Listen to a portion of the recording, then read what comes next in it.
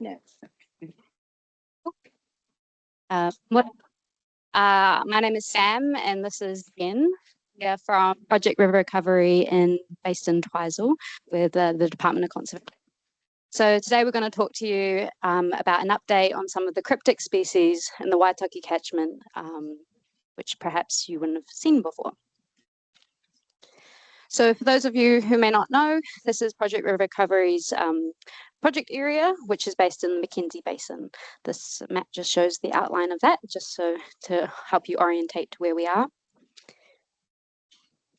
And our aim today is to hopefully give you an overview about some of the work we do with some of these species, and to shine a light on some of those more cryptic species that maybe you haven't heard before. And we often talk about birds here, so today we're going to talk about some of the smaller critters.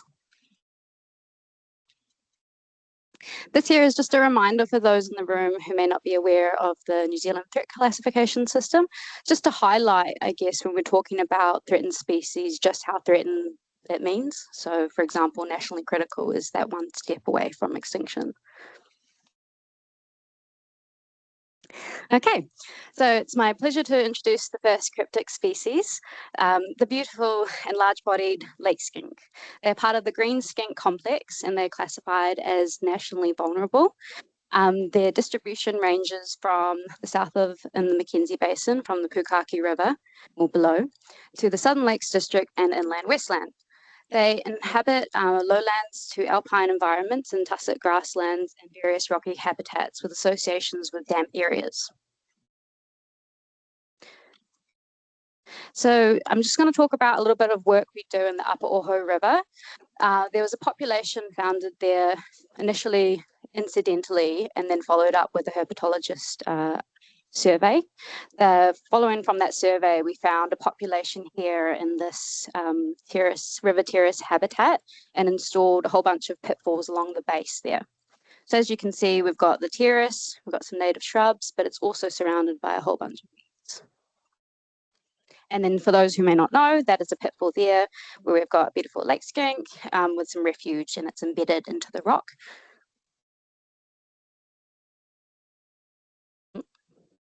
That changed? No. Cool. So this is what we've been doing. We've been doing an annual micro capture pitfall survey. So here are some images just showing a bit of what we do. So we mark them with a temporary silver non-toxic pen, just to show the individuals within it, because we do this over a week. And then we take photo IDs up here on the left and right side and a dorsal view, as well as any potential markings such as scars or toe loss. And so we've been doing this for the last 10 years, and fun fact, it's one of the longest running skink data sets in New Zealand.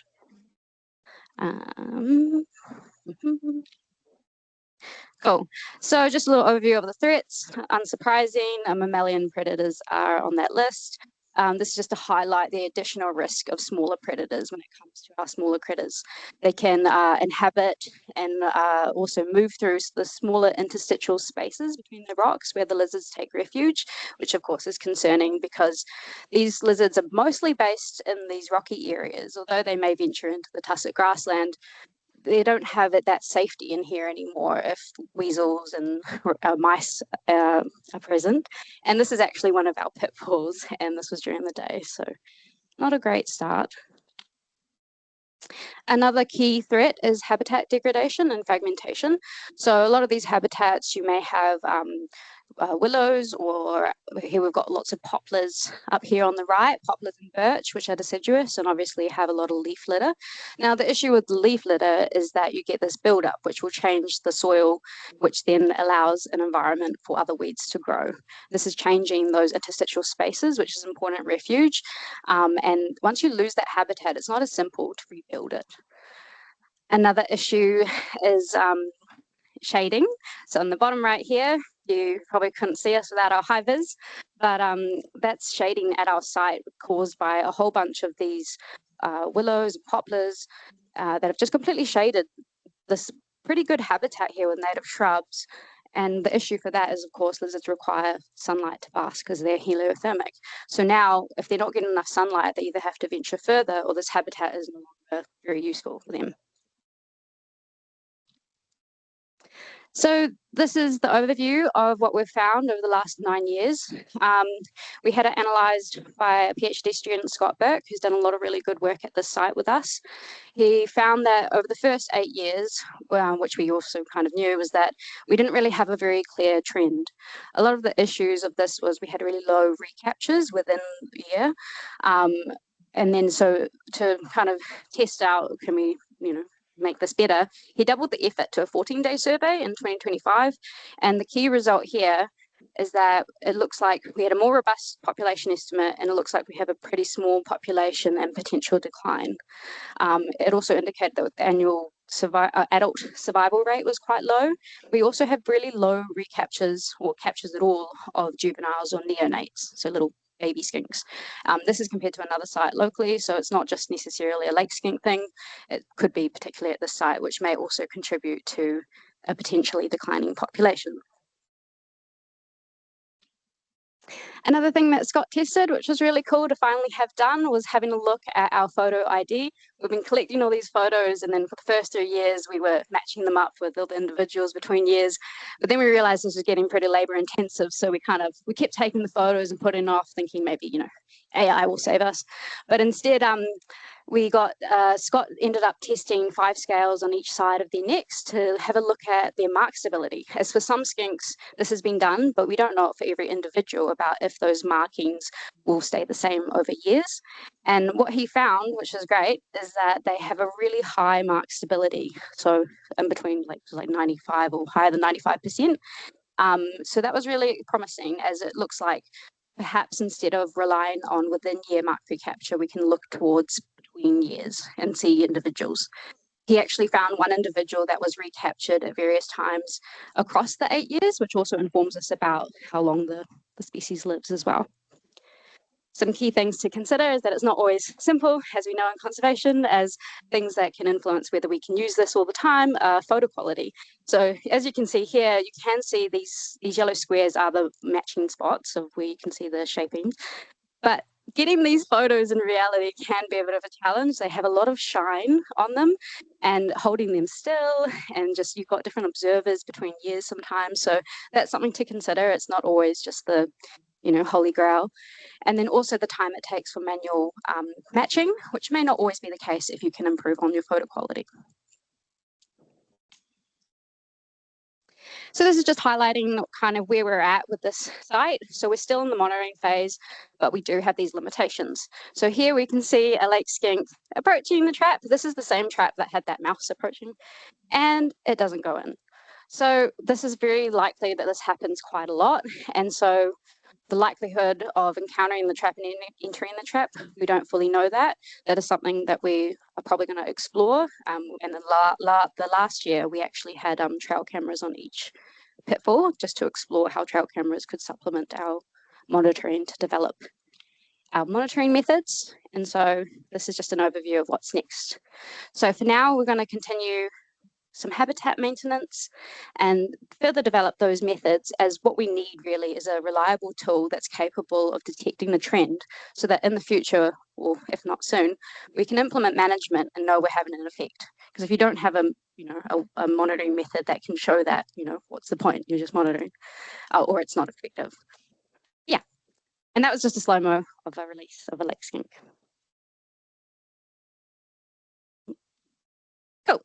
Moving on, this is another of our threatened species that we work with. This is the Takapo groundwetter. It was first discovered along the Takapo River in the 90s, and it's endemic to the Mackenzie Basin. They live in sparsely vegetated, friable soils. So the wetter is nationally endangered, which for the species is actually a good story, as not too long ago it was actually nationally critical. Thanks to some recent research, we found that they are more widespread than we thought. However, they still are threatened by habitat loss, such as the conversion of land to irrigated pastures and mammalian predators. They are nocturnally active, and they build these burrows under the ground, and they plug the top of the burrow in the day while they're sleeping. We're not quite sure if it's to protect them from predators or parasites, but it's pretty cool seeing a diagram depicting what their burrow looks like. And so the wetter here was first discovered this is the site, for those who may not know, is Patterson's Terrace. We discovered, initially this fence area was set up to protect the robust grasshopper, which I'm sure a few of you have heard of before. And then we were doing some pitfalls to remove lizards who were benefiting immensely from this protection of excluding the predators. So, you know, you win one way, but not the other. So we're removing these skinks, and I was in there, and there's 230 pitfalls. And then Tara wanted me to also catch and mark the weta. And I kept catching all these weta and measuring their femurs, and then it was 7 p.m. and I thought, really, it's a really long day, because I'd caught like 150 weta in there. So here I was thinking, is this a nationally critical species? As you know, I've just seen 150 of these guys. And so, yeah, we incidentally discovered a really good population inside here. And so we decided to do a marker capture study comparing inside and outside.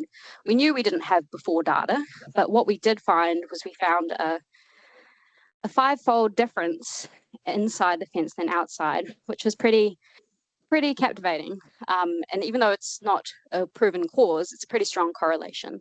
And so it suggests that mammalian predators outside, such as hedgehogs, may be threatening this species. We have done further research as well on looking at other fences, but that's run out of time for today. So cool. I'll hand over to Jen now. Cool. So Sam mentioned the robust grasshopper, so now I get to talk about my favourite species, which is very cool.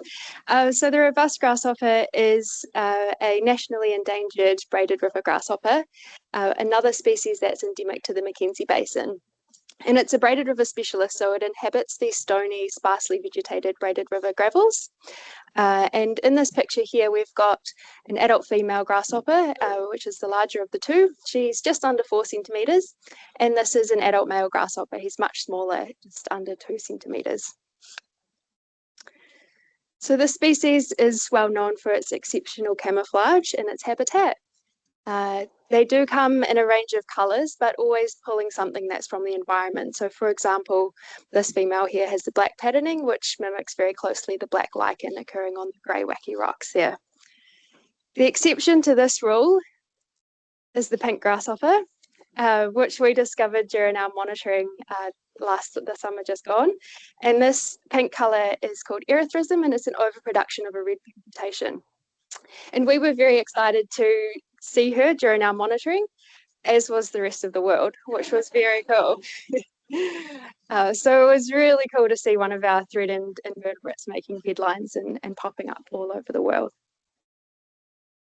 So the cryptic coloration causes us some issues during the monitoring, and so what we rely on is creating a stimulus that the grasshopper responds to, and then we can detect the movement.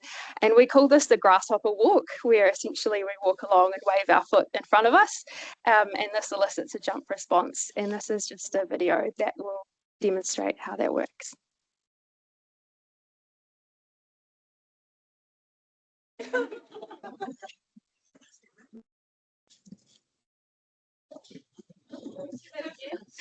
Yeah, sure.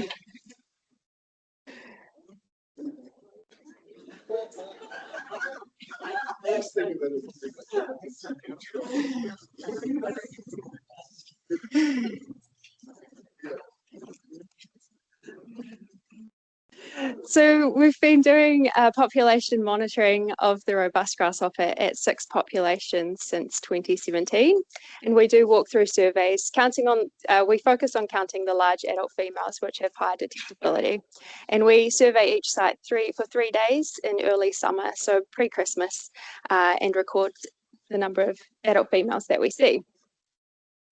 So far, we haven't determined any detectable trends of increase or decline at any of our populations. But what we have observed is that we're seeing the highest densities occur in anthropogenic habitats. So the Fork site and Patterson's Terrace site are both highly modified sites. The Fork site's comprised of an actively used gravel road and some gravel pits, and the Patterson's Terrace site is comprised of an abandoned gravel road. Patterson's Terrace is also the only population that currently occurs on public conservation land. We've seen that in the modified rivers. So these are the rivers that have upstream dams, so their flows have been reduced or severely or removed. We're seeing that the population densities are very small. So in the Oho River, the Pukaki River, and the Takapo River, we're seeing densities of fewer than 1 adult female grasshopper per kilometre surveyed. So some of the causes for those low densities, which we've touched on already, are habitat degradation. And this is primarily through weed invasion. So this photo here is taken on the Takapo River, and in the foreground you can see some really nice grasshopper habitat, nice clean gravels, and immediately in the background you can see the weeds changing that habitat structure. So things like lupins and exotic grasses and willows completely change the habitat structure and make it unsuitable for the robust grasshopper. The other threat, of course, is introduced mammalian predators. As you saw, the adult female is quite a large invertebrate, so she's quite a valuable prey item. And things like hedgehogs and stoats and kittens will prey upon this species as well. Another threat that we have our eye on is climate change and its potential impacts on the reproductive success of this species. So the robust grasshopper has a 2-year life cycle. The eggs are laid in the summertime, they go through a winter period, and then they hatch the following summer. The juveniles then go through the summer, going through their instars and molts. They pause their development over winter, and then they go through their final couple of instars in the summer, reaching their adult life stage, laying their eggs, and then dying before the following winter sets in. So the period that we're concerned could be interrupted by climate change is the period of the egg development. So we know that the eggs require the period of overwintering to complete their development. And we know this because we have incubated eggs in situ just outside of Twizel, and we've also incubated eggs in a lab habitat where they're maintained at a constant temperature. And only those eggs that have been incubated in situ have hatched. So there's probably a trigger in the winter that takes the eggs out of diapause and triggers them to continue their development. But we're concerned that with rising winter temperatures predicted, that if we miss that threshold, then the eggs won't get the trigger to complete their development and we'll have hatching failure. What we don't know yet is exactly what that threshold is, or what exactly that temperature trigger is to complete development. So that's something we're keen to find out in future.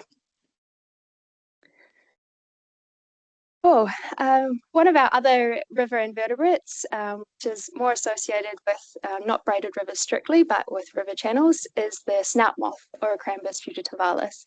And this is one of our nationally critical species, also endemic to the Mackenzie Basin, and it's associated with the ephemeral channels of the Greys River. So far, we only know this species from the Glenrock Conservation Area.